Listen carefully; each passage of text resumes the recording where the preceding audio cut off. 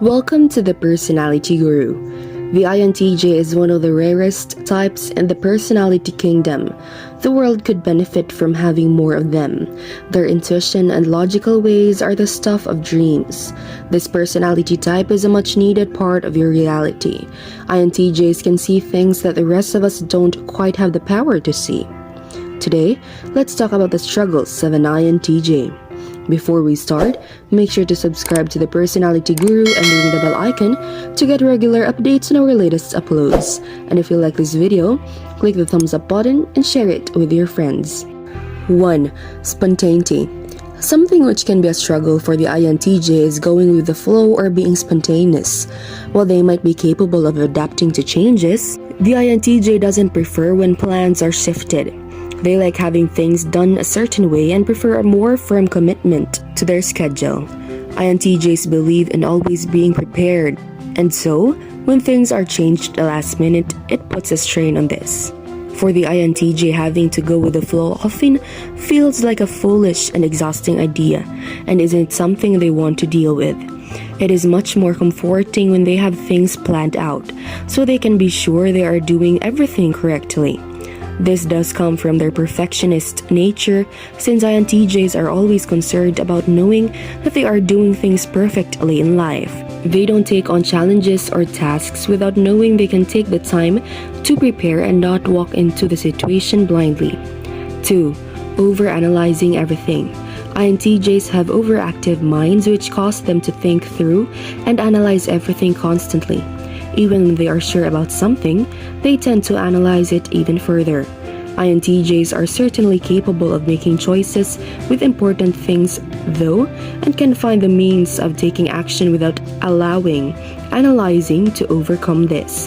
Where the INTJ struggles with this overanalyzing process, it is more towards people and emotions. When they are feeling something, they might attempt to find more reasonable ways of processing those feelings. They want to be logical with just about everything they do.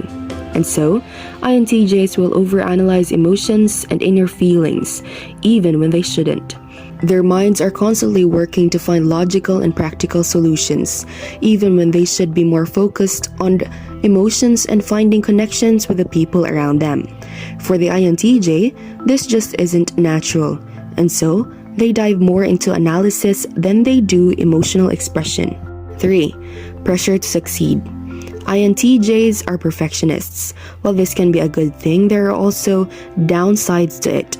They want to make sure everything is done perfectly and meets their rather high standards.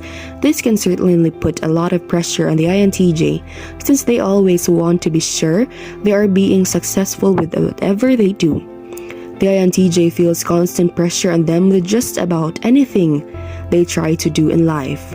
While this is something that makes the INTJ often meet these high standards and goals, it can also be rather draining on them.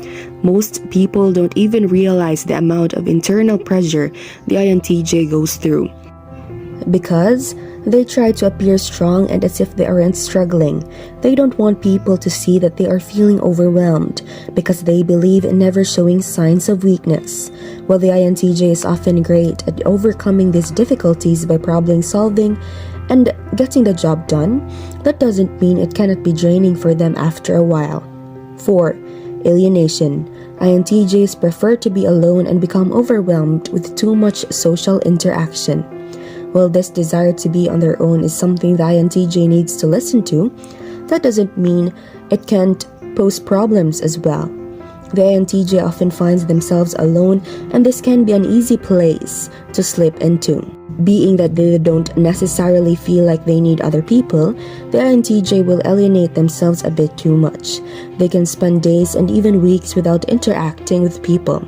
But this is something that leaves them feeling distanced from people they care for as well. INTJs might act as if they don't need human interaction, but without it, they can become so caught up inside their minds that they neglect other important personal needs. In truth, INTJs need interaction just like anyone else, and they truly do need to feel connected to people. While they might not enjoy crowds or be around certain individuals who drain them, they need to have someone close who they can share things with. They need at least one person they can feel a connection with. someone who will listen to their thoughts and show support even when they are feeling a bit drained themselves. For the INTJ, it is important to have that type of bond, but their desire to be alone can cause them to distance themselves for a long period. This can alienate the INTJ from people, and sometimes causes strain on those relationships, which means so much to them. And that is it from us. If you enjoyed the video, make sure to give us a like and share it with your friends. Subscribe to the Personality Guru for more amazing videos.